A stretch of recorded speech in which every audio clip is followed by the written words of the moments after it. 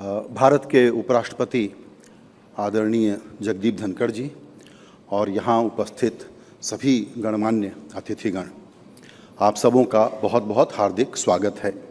NDTV Indian of the year कई बरसों के बाद रीलॉन्च हो रहा है और एक नई चमक दमक और एक नई परिभाषा के साथ ये सामने आने की कोशिश कर रहा है, जिसमें हम उन भारतीयों को जो कि ग्रास रूट से लेके अंतरिक्ष तक काम करते हैं, कमाल करते हैं, छलांगे लगाते हैं, उनका सम्मान कर सकें और उनके प्रति अपनी देश की एनडीटीवी के दर्शकों की कृतज्ञता ज्ञापित कर सकें।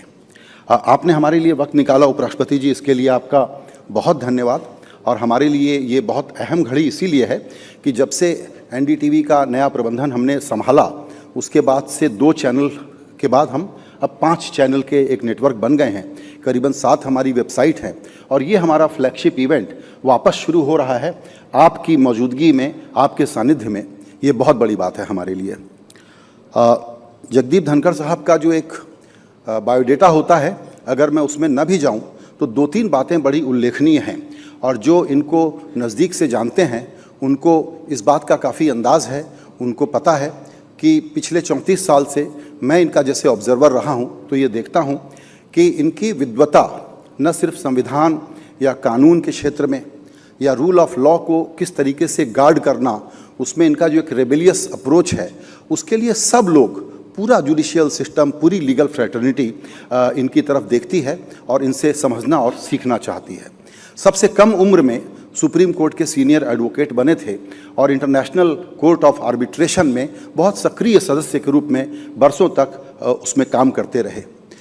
उन राजनीतिज्ञों में से हैं जो ग्रास रूट से आते हैं, लेकिन कम उम्र में एमएलए बने, फिर एमपी बने, फिर मंत्री बने, फिर गवर्नर बने और अब उपराष्ट्रपति और राज्यसभा के सभापति हैं।